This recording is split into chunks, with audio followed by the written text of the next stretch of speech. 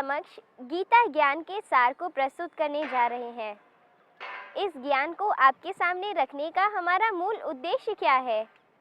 परमात्मा हम सभी आत्माओं को यह ज्ञान किसके उत्थान हेतु दे रहे हैं? क्या इस ज्ञान की प्राप्ति से परमात्मा हमें देवपद प्राप्त करा सकते हैं? गीता ज्ञान का मूल उद्देश्य क्या है? आइए देखते हम हैं। सभी ने श्रीमद् भगवत गीता का सुंदर ज्ञान श्रवण किया। सचमुच ये ज्ञान आत्मा को खुशी प्रदान करने वाला है, उसके चित्त को शीतल बनाने वाला है, मनोविकारों की अग्नि को शांत करने वाला है। हमारे पास ज्ञान का भंडार है। हम भारतवासी भाग्यवान हैं जो कभी विश्व के गुरु रहे हैं। यहाँ से ही संपूर्ण विश्व में ज्ञान का प्रकाश फैला था। अब हम पुनः भारत को विश्व का गुरु बनाएंगे। हर आत्मा के आत्म ज्योति को जगाकर इस जग को प्रकाशित करेंगे। लोग दिवाली मना रहे हैं, दीपक जलाएंगे, मोमबत्ती जलाएंगे, बिजलियों से अपने घरों को, स्थानों को जगमग करेंगे, लेकिन हम सभी इसके साथ साथ अपने जीवन को भी जगमग कर दें, आत्म ज्योति जगाएं। जहाँ हमारे पास संसार का और ज्ञान है, जहाँ हमने भिन्न भिन्न तरह की क्वालिफिकेशंस प्राप्त की हैं, डिग्रियाँ ली हैं, हम बहुत बुद्धिमान बन गए हैं, वहीं अपने मन को एक पॉजिटिव दिशा प्रदान करने के लिए हम सत्य ज्ञान को भी सुने और अपने जीवन में ले आएं। हमें समय देना चाहिए रोज, ताकि हम अपने विचारों को पॉजिटिव कर सकें, अपने चित्त को चंचलता से मुक्त कर सकें, हमारी एकाग्रता बढ़ सके, हम परमात्मा के समीप पहुंच सकें। और ये जो जीवन की एक सुंदर यात्रा है, इसका हमें बहुत सुख मिले। हमारे साथ जीवन की यात्रा पर और जो साथी चल रहे हैं, उन्हें भी बहुत सुख प्राप्त हो। तो गीता का सार अब हम 2 लेक्चर में कर देते हैं। पहला संदेश है, तुम ये शरीर नहीं हो, इस शरीर में स्थित चेतन आत्मा हो। आत्मा ज्योति स्वरूप है, दोनों भ्रकुटियों के बीच यहाँ विराजमान है। ब्रेन के मध्य में बैठकर ब्रेन के माध्यम से वो शरीर का संचालन कर रही है। वास्तविक सत्ता आत्मा ही है। शरीर तो आप जानते हैं यहीं बना है, यहीं हम इसे वापस कर देंगे। जन्म लेते हैं प्रकृति से, माँ के गर्भ के द्वारा हमें शरीर मिलता है।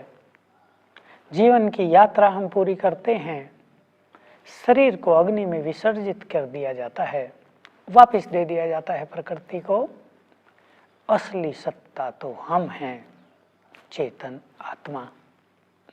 आत्मा कभी मरती नहीं है, जलती नहीं है, उसे न पानी भिगो सकता, न उसको वायु सुखा सकती है, न उसको शस्त्र काट सकते हैं।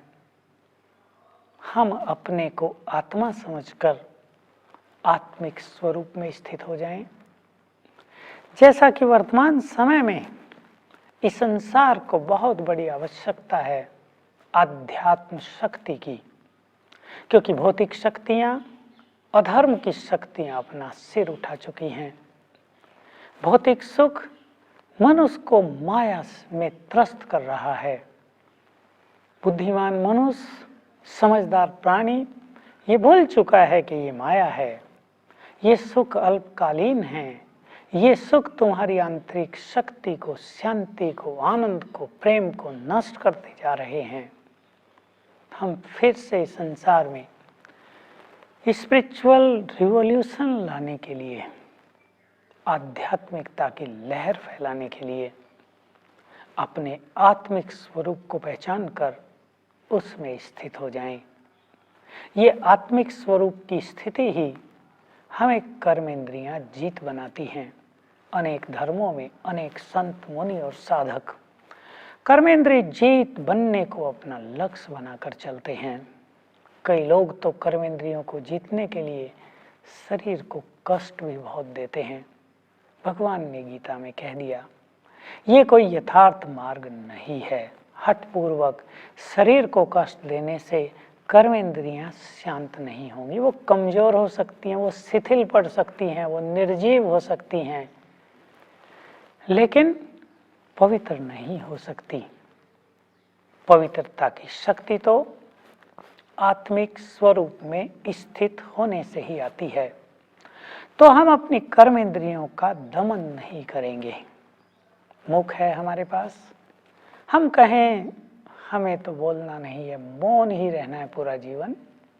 हम कहें मुख है, जीभ है, हमें तो भोजन खाना नहीं है, भोजन का स्वाद हमें आकर्षित करता है, भोजन में आसक्ति पैदा हो जाती है, हम भोजन नहीं खाएंगे, चलेगा काम? ऐसा नहीं होगा। हम कर्मेंद्रियों को यूज करते हुए भी उनके राजा बन सकते हैं। कर्मेंद्रियों के हम मालिक हैं। हमें अपने को ये फीलिंग बार बार देनी चाहिए कि मैं आत्मा इस देह की मालिक हूँ, मैं आत्मा मन बुद्धि संस्कार की मालिक हूँ, मैं आत्मा कर्मेंद्रियों की मालिक हूँ, मैं आत्मा अष्ट शक्तियों की मालिक हूँ। यदि हम इस मालिकपन की अवेयरनेस में आते जाएंगे तो देह पर हमारा राज्य होता जाएगा। देह के वश हम नहीं होंगे, कर्मेंद्रियां धीरे धीरे हमारे अधीन होती जाएंगी। तो हम कर्मेंद्रियों का दमन नहीं करेंगे, ये भी हिंसा है। लोग एक और अहिंसा का प्रबल प्रचार करते हैं, दूसरी ओर कर्मेंद्रियों का दमन करते हैं, अपनी हिंसा करते हैं। मार्ग बिल्कुल विपरीत हो गया। हम आत्मिक स्वरूप में आ जाएं, दूसरों को भी आत्मिक दृष्टि से देखें।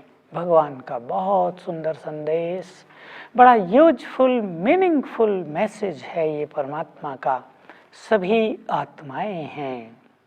भगवान कहते हैं, हे वत्सो, तुम चाहे किसी भी धर्म को मानने वाले हो, तुम सभी मेरे बच्चे हो। मेरी शरण में आ जाओ, मेरे पास आ जाओ। जैसे तुम मुझसे प्यार करते हो, वैसे ही तुम्हारा प्यार अन्य सभी आत्माओं से भी होना चाहिए। ये आत्माएं सभी आपस में भाई भाई हैं। तुम यों ही अज्ञानवश इस छोटी सी दुविधा में उलझ गए हो, मेरा ये धर्म है, इसका ये धर्म है। धर्मों के प्रति भेदभाव, धर्मों के प्रति घृणा और ईर्ष्या, धर्मों ने जो मनुष्य के अंदर अभिमान और अहंकार पैदा कर दिया है, भगवान कहते हैं इससे बाहर निकल जाओ। ये गीता का बहुत सुंदर संदेश है। जो व्यक्ति, जो योगी समदृष्टि में स्थित होता है, वही निरंतर मुझसे योग युक्त रह सकता है। सभी आत्माएं हैं। आप अपने घर में बैठ जाएं, सड़क के कहीं एक किनारे खड़े हो जाएं जहां लोग आवागमन कर रहे हों, सबको देखो, सभी आत्माएं हैं। अपने परिवार के लोगों को देखो, सभी आत्माएं हैं। आपको बड़ा सुख मिलेगा। सभी भगवान के बच्चे हैं, सभी कर्मेंद्रियों के द्वारा कर्म कर रहे हैं। तीसरी बात बहुत सुंदर हम सभी को जान लेनी चाहिए। ये संसार एक विशाल रंगमंच है। यहाँ ये ड्रामा चल रहा है, आत्माओं का नाटक चल रहा है, सुंदर ये फिल्म चल रही है। हम सभी आत्माएं इस ड्रामा में एक्टर हैं। ये शरीर हमारे वस्त्र हैं, हमारी पोशाक हैं। हमें ये वस्त्र मिले हैं, इन वस्त्रों को पहनकर हम अपना अपना पार्ट बजा रहे हैं। देखें आप इस संसार को इस दृष्टि से कि ये संसार एक सुंदर विशाल नाटक है। साक्षी हो जाएं, सभी आत्माएं अपना अपना निश्चित मिला हुआ पार्ट बजा रही हैं। यहाँ किसी का कुछ भी दोष नहीं है, सभी निर्दोष हैं। बहुत गहरी ज्ञान की बात है। श्रीमद् भगवत गीता हमें संदेश दे रही है कि निर्दोष दृष्टि धारण करो, और उसके लिए ये विवेक और ये अभ्यास आवश्यक है। सभी आत्माएं अपना अपना पार्ट बजा रही हैं, वो अपने पार्ट का आनंद ले रही हैं, हम अपने पार्ट का आनंद लें। तो लक्ष्य बना लें, जीवन की इस यात्रा का हमें संपूर्ण आनंद लेना है। जीवन है, श्रेष्ठ विवेक है, बड़ी बड़ी डिग्रियां हैं, धन संपत्ति और रहने के लिए सुंदर मकान हैं, लेकिन जीवन का सुख न हो तो इन सब का प्रयोजन ही क्या। तो हम अंतर्मुखी हो जाएं, अपने से बातें करें। दूसरों से बातें तो हम सारा दिन करते हैं, कभी आंख बंद करके अपने से भी बातें कर लिया करें। हे आत्मा, तो इस संसार में क्यों आई है, क्या लक्ष्य है तेरा? जिस लक्ष्य को देकर भगवान ने तुझे इस विश्व रंगमंच पर भेजा था, तो उसे भूल गई या तुझे याद है? क्या उस लक्ष्य की ओर तेरे कदम चल रहे हैं, या लक्ष्य एक तरफ रह गया? केवल मान सम्मान की प्राप्ति, धन संपत्ति की प्राप्ति, पद पोजीशन की प्राप्ति ही तुम्हारा लक्ष्य रह गया है। अपने से बात करें, तुम किस लिए परेशान हो, क्यों दुखी हो रहे हो? तुम तो इस संसार में ऐसे जी रहे हो मानो सारे संसार को चलाने का बोझ ही तुम्हारे सिर पर हो। अरे जो संसार को चला रहा है, जो संसार का नियंता है, वो तो बिल्कुल निश्चिंत है, वो तो बिल्कुल साक्षी है, और तुम्हें जो छोटा सा पार्ट मिला है तुम उसमें भी रो रहे हो। आनंद से भरो अपने जीवन को, छोटे विचारों का त्याग कर दो। ये मेरा है, ये मेरा है, आज मैंने ये किया, कल मैं ये करूँगा, इसने मुझे ये किया, उसने मेरे साथ ऐसे किया। ये छोटी छोटी कष्ट देने वाली बातें हैं, बाहर निकल जाए इनसे, तो जीवन सुखों से भरपूर हो जाएगा। श्रीमद् भगवत गीता का बहुत सुंदर संदेश है। तुम आत्माएं इस शरीर से कर्म कर रही हो, अनासक्त होकर कर्म करो। यदि हम यूं कहें कि संपूर्ण गीता ज्ञान हमें निष्काम कर्म योग की ही शिक्षा देता है, अनासक्त होने को कहता है, तो ये भी संपूर्ण सत्य होगा। परंतु निष्काम हो जाना, अनासक्त वृत्ति धारण कर लेना, कर्म योगी बन जाना, ये सहज बात नहीं है। इसके लिए विशाल और संपूर्ण ज्ञान की हमें आवश्यकता पड़ती है। क्या है निष्काम कर्म योग? कर्म तो हम सब कर रहे हैं, कर्म से हमारा योग भी लगा हुआ है, कर्म में हमारा मन और बुद्धि रहती हैं, तो कर्म से ही हम जुड़े रहते हैं ना सारा दिन। कर्म से हमारा योग है, लेकिन इसे कर्म योग नहीं कहते। कई लोग सोचते हैं अपने कर्म ठीक करना, दूसरों की सेवा करना, कर्मठ रहना, यही कर्म योग है। परंतु भगवान कहते हैं नहीं, श्रेष्ठ कर्म करना अलग बात है, और कर्म करते हुए परमात्मा के स्वरूप पर स्थिर रहना सबसे बड़ी बात है। कर्मयोगी वो जो हाथ से कर्म करे और बुद्धि से परमात्मा के स्वरूप में स्थित रहे। कर्मयोगी वो जो मुख से बोले, गीत गाए और मन बुद्धि परमात्मा के स्वरूप में स्थित करे। कर्मयोगी वो जो चलते फिरते ये अभ्यास करे कि परमात्मा की शक्तियां मेरे ऊपर उतर रही हैं। कर्मयोगी वो जिसके सभी पाप कर्म छूट गए हों। कर्मयोगी वो है जो कर्मों में कभी भी आसक्त नहीं होता है। तो हम इन दो बातों पर जीवन में ध्यान दें। जन्म से और मृत्यु तक हमें कर्म करना ही है। कोई ऐसा समय नहीं होता जब हम कर्म के बिना रह पाते हों। कर्म हम करते चलें, लेकिन हम ध्यान रखें बिल्कुल सहज भाषा में कि कर्मों के जंजाल में हम उलझ न गए हों। जिम्मेदारी संभालते हुए समस्याओं ने हमें उलझा कर परेशान न कर दिया हो। हम कर्म करें, सहज भाव से कर्म करें। हम अपने जीवन को एक यज्ञ बना लें, अपने घर को भगवान का यज्ञ मान लें और ऐसा विचार कर लें, ऐसी भावना बना लें कि हम सब जो परिवार में रहते हैं वो परमात्म यज्ञ के ही निवासी हैं।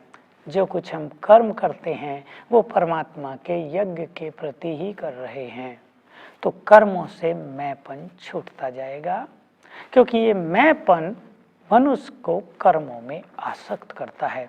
मैंने ये बड़ा काम किया, मैं ये बड़ा काम करूँगा, इस कार्य से मुझे बहुत सम्मान मिला, मैं ऐसे काम करूँगा जिससे मेरा मान संसार में बहुत बढ़ जाए। ये कर्म मनुष्य को बांधने वाले हैं। तो कर्म के पीछे अनासक्त भावना हो, अपने कर्मों को हम परमात्मा पर अर्पित करते चलें। जो किया प्रभु अर्पण, कर्म का अच्छा फल निकला प्रभु अर्पण, कम अच्छा निकला वो भी उसको अर्पण। किसी कार्य के पीछे हमारी बहुत महिमा हुई, हमें बहुत मान सम्मान मिला, वो भी परमात्मा अर्पण। और कम सफलता मिली, किसी ने हमारी ग्लानि भी कर दी, हमारी निंदा हो गई, हार हो गई, वो भी परमात्मा अर्पण। ये तरीका है अपने जीवन को कर्मयोगी बनाने का, अपने चित्त को निर्मल करने का। यही मार्ग हमें मुक्ति की ओर ले चलता है, यही मार्ग हमें जीवन मुक्ति पद प्राप्त कराता है। आओ हम सभी गीता ज्ञान को अपने जीवन में धारण कर लें। गीता ज्ञान केवल पुस्तक में न रहकर हमारे जीवन में आ जाए, हमारा जीवन एक चलती फिरती चेतन गीता बन जाए। ऐसी गीता को पढ़कर सभी लोगों को श्रेष्ठ कर्म करने की प्रेरणा मिलेगी। इस संसार में, इस वसुंधरा पर पुनः अध्यात्म की लहर फैल जाएगी और हमारा ये महान देश भारत फिर से विश्व गुरु की महान गद्दी पर विराजमान हो जाएगा। आत्मिक स्थिति और आत्मिक ज्ञान में स्थित हो जाने से हमारे सर्व संबंध परमात्मा से जुड़ जाते हैं, जिनसे हमें सर्वश्रेष्ठ प्राप्तियां होने लगती है। इसी से ही एक साधारण आत्मा देवात्मा बन जाती है, कलयुग से सतयुग में चली जाती है, अपने आप को सर्वगुण संपन्न, सुलह कला संपूर्ण, संपूर्ण निर्विकारी, निराकारी और निरहंकारी बना लेती है। तो क्या आप भी इस देवपद को प्राप्त करना चाहते हैं? यदि हाँ, तो हमारे किसी भी ब्रह्मा कुमारी सेवा केंद्र पर जाकर निःशुल्क सेवाएं प्राप्त कर सकते हैं।